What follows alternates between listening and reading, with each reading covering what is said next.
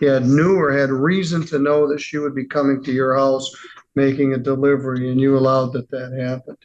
Don't look like shock. I'm embarrassed for you. Mr. Ehlers, can you hear me? Yes, sir. All right. I've advised you both of the different requirements for small claims court. Ms. Potts is here with me at the court. You're here by Zoom. I'm going to ask you if you'd each please raise your right hand, swear or affirm that any testimony you're about to give in this matter will be true to the best of your knowledge and belief. I do.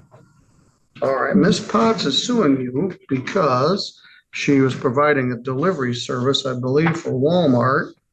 And her contention is that she was at your home on Mooney Lake Road and your dogs A, terrorized her, and B, scratched her car all up. And she is suing you for $1,093. What's your position with that, Mr. Ehlers? My position with this? My position is that according to what she has written down, you are supposed to be carrying delivery insurance if you're delivering for a company, which she wrote down that she did not have. Two, technically, this is not my house. I live here with my son, and the dogs are not my dogs.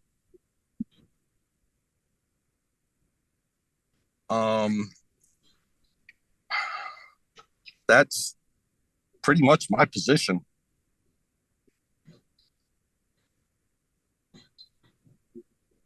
All right. Did you place an order through Walmart to have some Yes, I groceries did and other place an items order. delivered to you?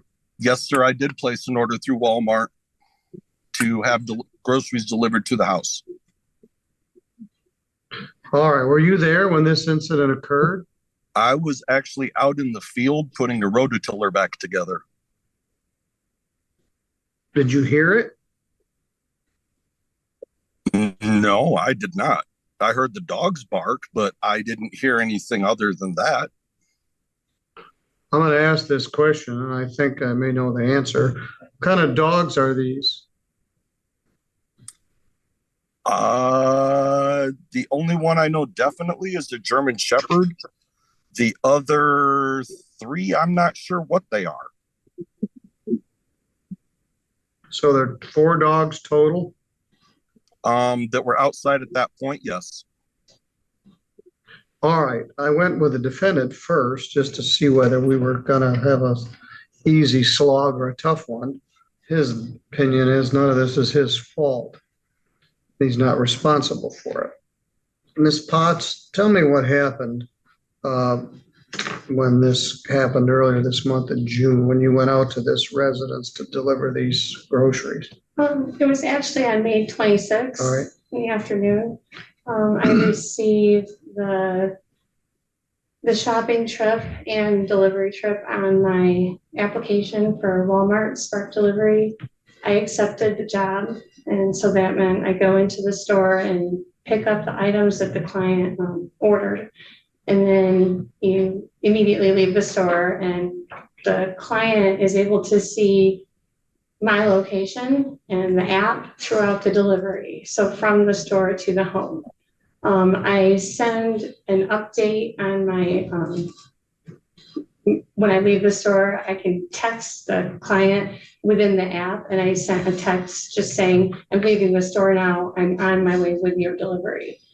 And then when I get to the house, I also send another notification at that point saying, I'm here with your delivery. So if they have their phone on them, they know that I'm there. This is not the first time I've been to this location. This is the 3rd time. I had 2 other deliveries for the same person, and nobody appeared to be home at those times. I just want to note this home is in the middle of the woods. It's a good 300 feet from the road. You drive through a trail and trees and whatnot, and personally, it was a little uncomfortable the first couple of times I went there, but I noticed there was nothing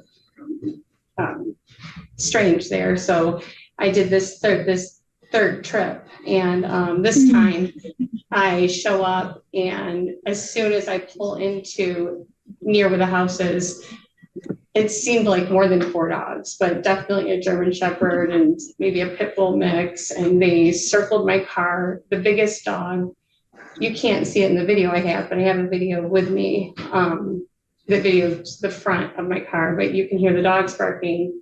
And the biggest dog went on my side of the car, which is like a smart car. So it's not very tall. It's like 5 feet tall. The dog was able to put his paws up onto the roof of my car and scratch down the glass of my car and continued to bark at me and scratch up my door. And the other dogs then came and were similarly running around my car. And I right away said, get off my car. And I even tried opening up the door a little to get the dog to get off the car. That just made him more mad.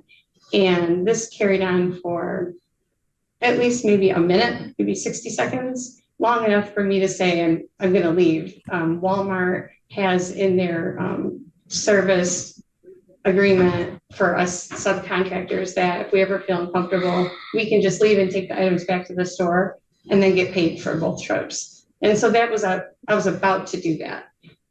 So I started to back up, and then all of a sudden I looked off to my right, and I could see the defendant coming with another person, and they had more dogs with them. It seemed like they were all coming. They came up, and I just pointed to the trunk. I said, "You're going to have to get your things because I'm not getting out of the car." And so he opened up the trunk and got his. It was only like. Was it this gentleman?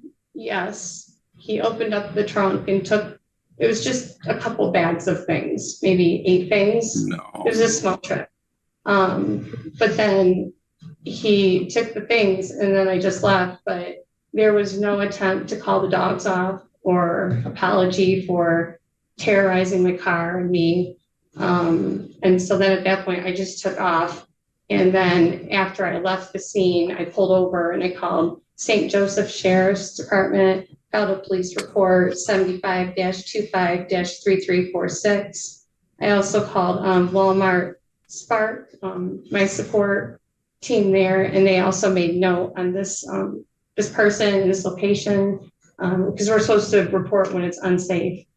And then I also called my auto insurance. We are required to have auto insurance when we're a Spark driver.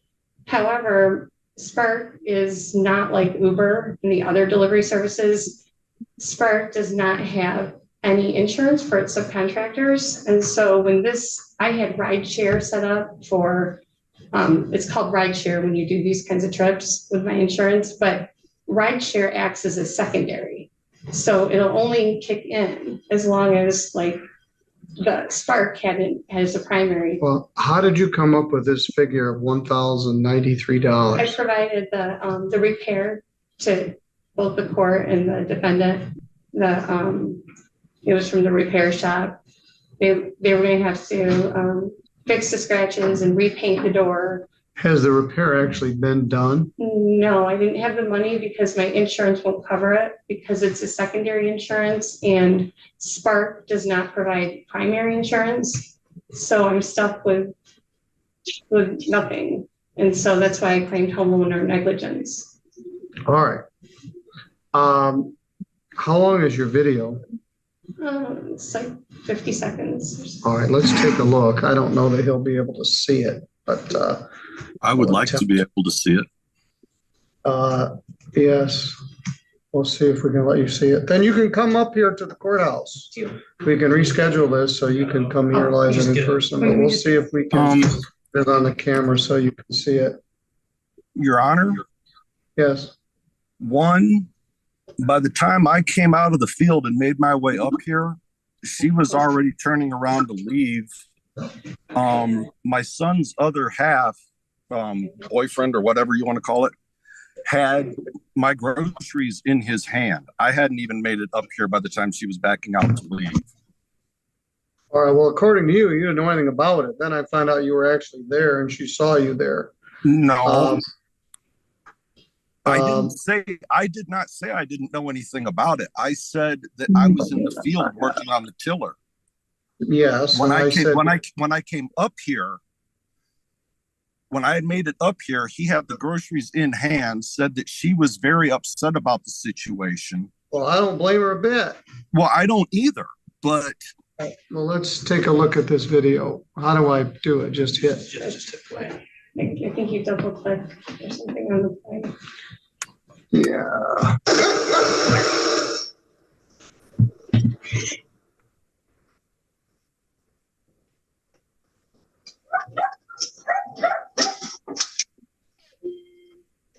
Hey, fuck off my car.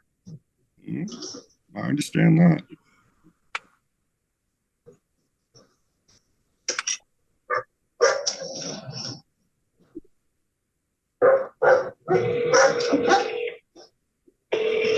Dogs. Hey, get off my car.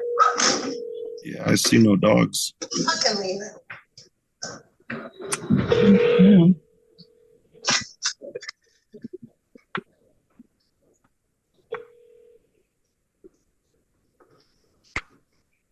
That's enough. You can see. Yeah. All right. Heaven forbid if probably no one would get out of their car. If a census taker or a UPS driver or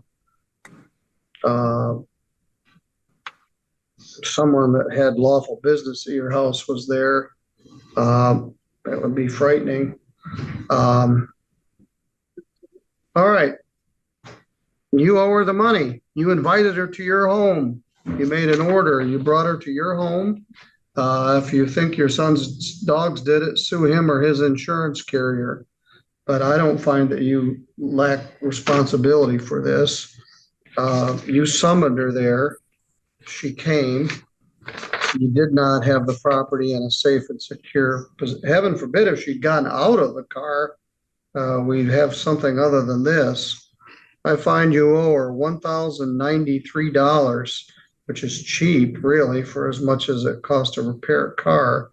$66.25. That's due within 30 days. Even though they're not my dogs?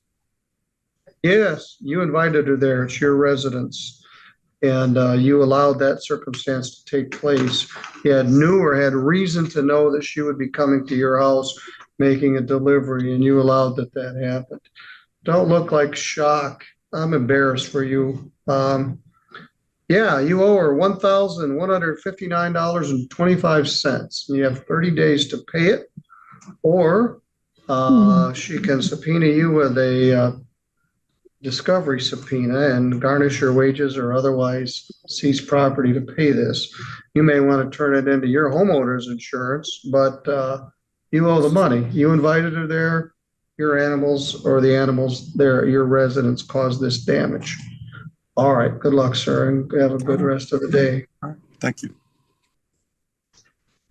All right. Ms. Potts, if you go out, we'll give you a copy of that.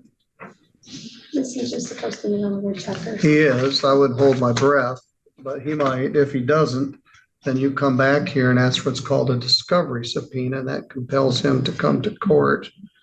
Of